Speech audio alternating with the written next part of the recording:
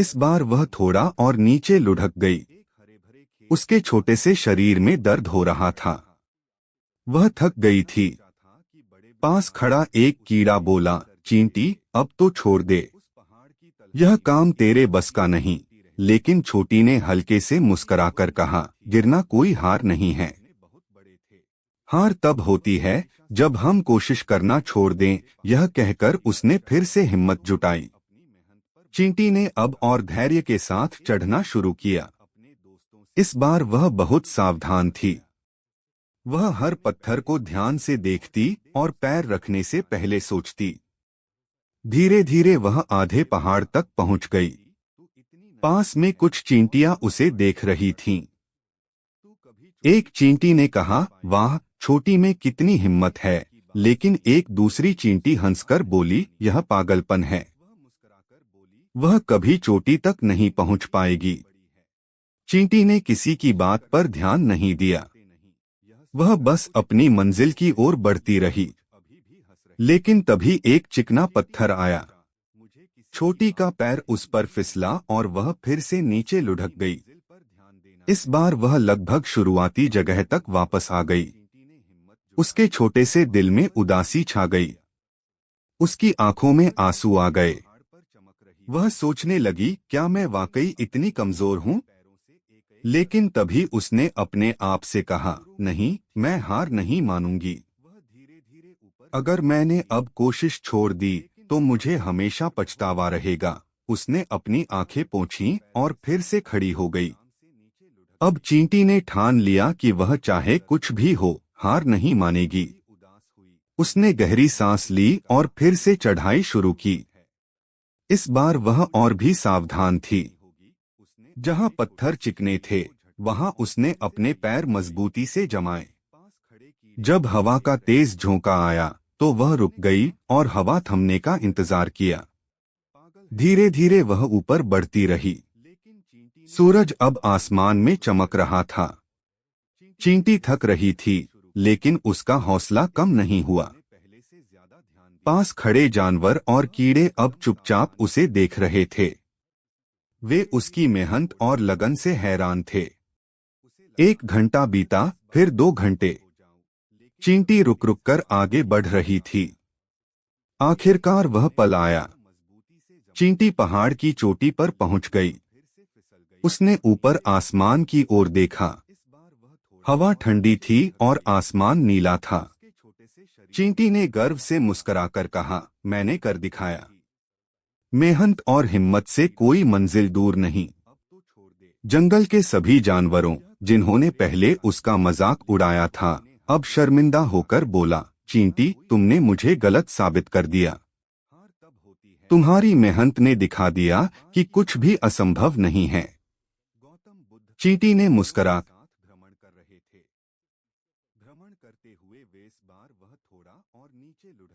गर्मियों का मौसम था। एक हरे भरे खेत के पास एक बहुत ऊंचा पहाड़ खड़ा था। वह इतना ऊंचा था कि बड़े बड़े जानवर भी उसे देखकर डर जाते थे। उस पहाड़ की तलहटी में एक छोटी सी चींटी रहती थी। चींटी बहुत नन्ही थी, लेकिन उसके सपने बहुत बड़े थे। वह हमेशा सोचती, अगर मैं इस ऊंचे पहाड़ की चोटी पर चढ़ जाऊं तो मुझे अपनी मेहनत पर बहुत गर्व होगा। एक दिन चींटी ने अपने दोस्तों से अपने सपने के बारे में बताया। पास में बैठे कुछ कीड़े और टिड्डे उसका मजाक उड़ाने लगे। एक टिड्डा हंसते हुए बोला, अरे चींटी, तू इतनी नन्ही सी है और यह पहाड़ इतना बड़ा, तू कभी चोटी तक नहीं पहुंच पाएगी। चींटी ने उनकी बात सुनी, लेकिन उसने हार नहीं मानी। वह मुस्कुराकर बोली, मैं छोटी हूँ, लेकिन मेरी हिम्मत बड़ी है।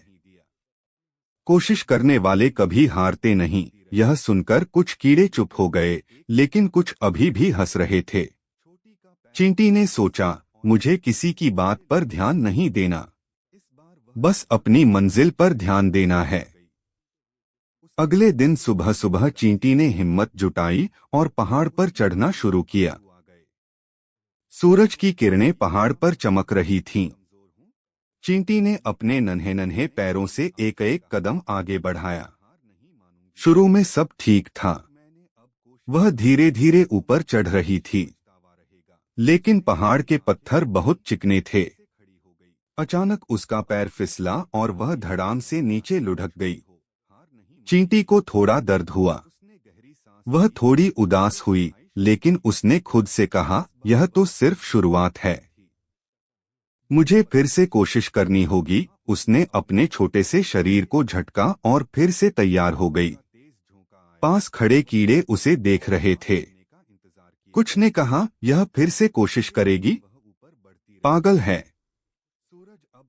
लेकिन चींटी ने उनकी बातों को अनसुना कर दिया। चींटी ने फिर से चढ़ाई शुरू की। इस बार उसने पहले से ज्यादा ध्यान दिया।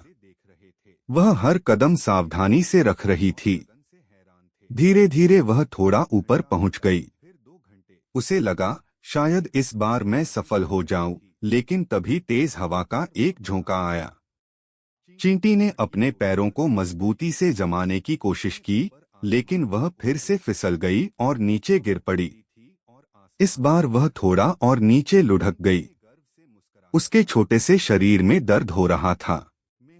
वह थक गई थी। पास खड़ा एक कीड़ा बोला, चींटी, अब तो छोड़ दे, यह काम तेरे बस का नहीं। लेकिन छोटी ने हल्के से मुस्कुराकर कहा, गिरना कोई हार नहीं है। हार तब होती है जब बार की बात है। गौतम बुद्ध अपने शिष्यों के साथ भ्रमण कर रहे थे। भ्रमण करते हुए वे इस बार वह थोड़ा और नीचे लुढ़क गई। उसके छोटे से शरीर में दर्द हो रहा था। वह थक गई थी। पास खड़ा एक कीड़ा बोला, चींटी, अब तो छोड़ दे, यह काम तेरे बस का नहीं। लेकिन छोटी ने हल्के से मुस्कुराकर कहा, गिरना कोई हार नहीं है। हार तब होती है जब हम कोशिश करना छोड़ दें। यह कहकर उसने फिर से हिम्मत जुटाई। चींटी ने अब और धैर्य के साथ चढ़ना शुरू किया। इस बार वह बहुत सावधान थी। वह हर पत्थर को ध्यान से देखती और पैर रखने से पहले सोचती। धीरे धीरे वह आधे पहाड़ तक पहुंच गई। पास में कुछ चींटियां उसे देख रही थीं। एक चींटी ने कहा, वाह, छोटी में कितनी हिम्मत है। लेकिन एक दूसरी चींटी हंसकर बोली, यह पागलपन है, वह कभी चोटी तक नहीं पहुंच पाएगी। चींटी ने किसी की बात पर ध्यान नहीं दिया। वह बस अपनी मंजिल की ओर बढ़ती रही। लेकिन तभी एक चिकना पत्थर आया। छोटी का पैर उस पर फिसला और वह फिर से नीचे लुढ़क गई। इस बार वह लगभग शुरुआती जगह तक वापस आ गई। उसके छोटे से दिल में उदासी छा गई। उसकी आंखों में आंसू आ गए। वह सोचने लगी, क्या मैं वाकई इतनी कमजोर हूँ? लेकिन तभी उसने अपने आप से कहा, नहीं, मैं हार नहीं मानूंगी। अगर मैंने अब कोशिश छोड़ दी तो मुझे हमेशा पछतावा रहेगा। उसने अपनी आंखें पोंछीं और फिर से खड़ी हो गई। अब चींटी ने ठान लिया कि वह चाहे कुछ भी हो, हार नहीं मानेगी। उसने गहरी सांस ली और फिर से चढ़ाई शुरू की। इस बार वह और भी सावधान थी। जहां पत्थर चिकने थे, वहां उसने अपने पैर मजबूती से जमाए। जब हवा का तेज झोंका आया तो वह रुक गई और हवा थमने का इंतजार किया। धीरे धीरे वह ऊपर बढ़ती रही। सूरज अब आसमान में चमक रहा था। चींटी थक रही थी, लेकिन उसका हौसला कम नहीं हुआ। पास खड़े जानवर और कीड़े अब चुपचाप उसे देख रहे थे। वे उसकी मेहनत और लगन से हैरान थे। 1 घंटा बीता, फिर 2 घंटे। चींटी रुक रुक कर आगे बढ़ रही थी। आखिरकार वह पल आया। चींटी पहाड़ की चोटी पर पहुंच गई। उसने ऊपर आसमान की ओर देखा। हवा ठंडी थी और आसमान नीला था। चींटी ने गर्व से मुस्कुराकर कहा, मैंने कर दिखाया। मेहनत और हिम्मत से कोई मंजिल दूर नहीं। जंगल के सभी जानवरों, जिन्होंने पहले उसका मजाक उड़ाया था, अब शर्मिंदा होकर बोला, चींटी, तुमने मुझे गलत साबित पर विश्वास रखो, विश्वास की शक्ति पर आधारित प्रेरक कहानी। नदी पार घने जंगलों में एक साधु आश्रम बनाकर रहता था।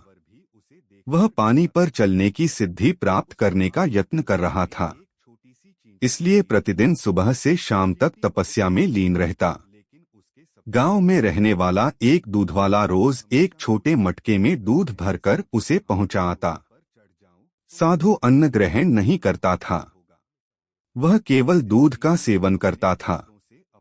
साधु को दूध पहुंचाने दूधवाले को रोज नदी पार करनी पड़ती थी, लेकिन वह बिना नागा रोज नियत समय पर आश्रम पहुंच जाता था। ये भी पढ़े। मिथ्या अभिमान पर कहानी। एक बार उसे किसी काम से दूसरे गांव जाना पड़ा। उसने अपनी बेटी को साधु को दूध पहुंचाने की जिम्मेदारी सौंप दी। लड़की एक दिन साधु को दूध पहुंचा आई। अगले दिन तेज बारिश हो रही थी। जब वह दूध लेकर जाने को हुई तो उसकी मां ने उसे ये कहते हुए रोक दिया कि ऐसी घनघोर बरसात में नदी पार करना ठीक नहीं। लड़की नहीं गई। बारिश थमी तब तक शाम हो चुकी थी। वह दूध लेकर साधु के आश्रम पहुंची। उसने देर से आने के लिए साधु से क्षमा मांगी। तब साधु ने उसे एक मंत्र देकर कहा, इस मंत्र के द्वारा वह पानी पर चलकर उसके पास आ सकती है। ये भी पढ़े। ज्ञान हमेशा झुककर लो शिक्षाप्रद कहानी। साधु इस मंत्र को कई दिनों से स्वयं आजमाना चाहता था, किंतु उसे मंत्र पर पूरा विश्वास नहीं था। लड़की ने मंत्र लिया और चली गई। उस रात मूसलाधार बारिश हुई और नदी उफान पर आ गई। अगले दिन लड़की की मां ने उसे फिर जाने से रोका। तब लड़की ने साधु के दिए मंत्र के बारे में उन्हें बताया। उस दिन मंत्र का जाप करते हुए उसने नदी पार कर ली। साधु के पास जब वह पहुंची तो उन्हें धन्यवाद देकर बोली, गुरुदेव, आपके मंत्र द्वारा आज मैं नदी पर चलकर सही समय पर आपके पास पहुंच सकी। आपका धन्यवाद।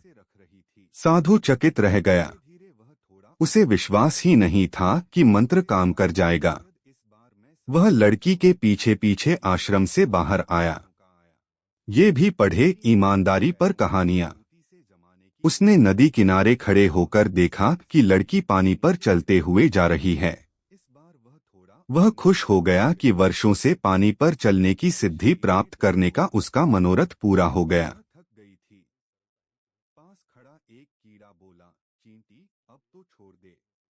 घबरा गए। अंधेरे के घर, यह कैसे संभव है? साधु ने शांत स्वर में जवाब दिया, जो डर आपको बांधे हैं उसे तोड़ने का रास्ता उसी के पास से होकर जाता है। अगली रात साधु के कहने पर राजा उनके साथ एक यात्रा पर निकले, बिना सैनिकों, बिना मशालों के। घना जंगल, रात की खामोशी और जंगली जानवरों की आवाजें राजा के दिल को दहला रही थीं। साधु उन्हें एक गुफा के सामने ले गए, जहां अंधेरा इतना घना था कि अपनी हथेली भी न दिखे। मैं यहाँ नहीं रह सकता, राजा ने घबराते हुए कहा। साधु ने शांत स्वर में कहा, राजन, डर वही करता है जो अंधेरे को दुश्मन समझता है। कुछ देर यहाँ बैठिए, सुनिए, महसूस कीजिए। राजा अनमने मन से गुफा में बैठ गए। पहला घंटा डर से भरा था, हर छोटी आवाज उन्हें चौंका देती। दूसरा घंटा बेचैनी लाया।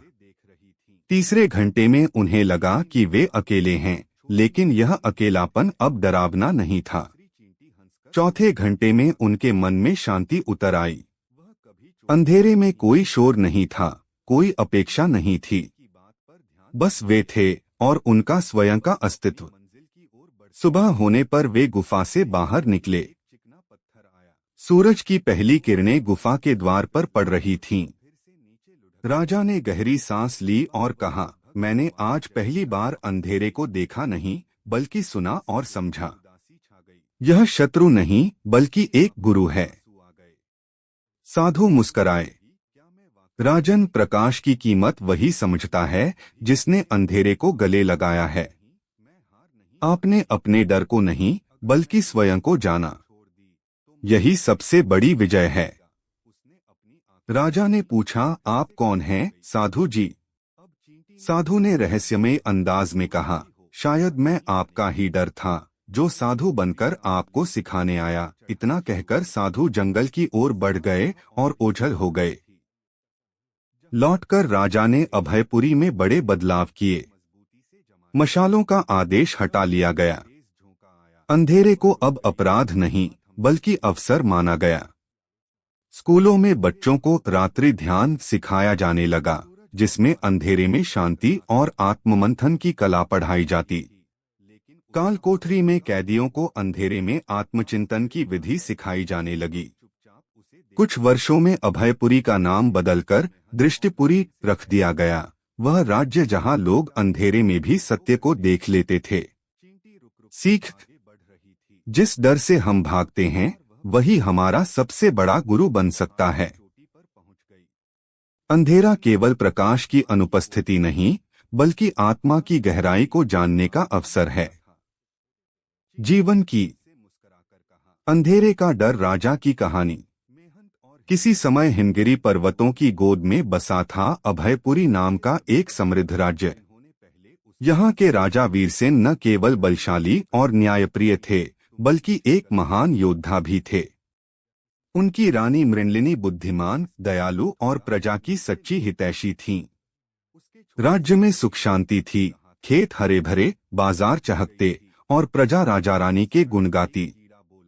लेकिन राजा के मन में एक गहरा डर छिपा था, अंधेरे का डर। कोई दीपक न बुझे, काल कोठरी में कोई कैद न हो, कब्रिस्तान के रास्ते से बचो। ये राजा के रोजमर्रा के आदेश थे। अंधेरा उनके लिए शत्रु था जिसे वे कभी सामना नहीं करना चाहते थे। राजा का यह डर धीरे धीरे पूरे राज्य में फैल गया। उन्होंने आदेश दिया कि रात में हर गली, हर चौराहे पर मशालें जलें। पहरेदारों की संख्या दोगुनी कर दी गई। अंधेरा जैसे अपराध बन गया। बच्चे अब भूत प्रेत की कहानियों से नहीं बल्कि अंधेरे से डरने लगे। लोग रात को घरों से निकलना बंद कर चुके थे। रानी मृणलिनी को यह सब अखरता था। वे अक्सर राजा से कहती, राजन, अंधेरे से भागने से वह और बड़ा होता है। उसे समझने की कोशिश कीजिए, वरना यह डर आपका स्वामी बन जाएगा। लेकिन राजा उनकी बात टाल देते। एक दिन राज्य में एक वृद्ध साधु आए। उनके कपड़े साधारण लेकिन आंखों में गहरी चमक थी। उन्होंने अपना नाम बताया, अंधसिद्ध, यानी वह जो अंधेरे को साध चुका हो। रानी ने उन्हें महल में आमंत्रित किया। राजा ने उत्सुकता से पूछा, क्या आप मुझे मेरे डर से मुक्त कर सकते हैं? साधु ने मुस्कराते हुए कहा, हाँ राजन, लेकिन इसके लिए आपको अंधेरे के घर चलना होगा। राजा घबरा गए। अंधेरे के घर, यह कैसे संभव है? साधु ने शांत स्वर में जवाब दिया, जो डर आपको बांधे हैं उसे तोड़ने का रास्ता उसी के पास से होकर जाता है। अगली रात साधु के कहने पर राजा उनके साथ एक यात्रा पर निकले, बिना सैनिकों, बिना मशालों के। घना जंगल, रात की खामोशी और जंगली जानवरों की आवाजें राजा के दिल को दहला रही थीं। साधु उन्हें एक गुफा के सामने ले गए, जहां अंधेरा इतना घना था कि अपनी हथेली भी न दिखे। मैं यहाँ नहीं रह सकता, राजा ने घबराते हुए कहा। साधु ने शांत स्वर में कहा, राजन, डर वही करता है जो अंधेरे को दुश्मन समझता है। कुछ देर यहाँ बैठिए, सुनिए, महसूस कीजिए। राजा अनमने मन से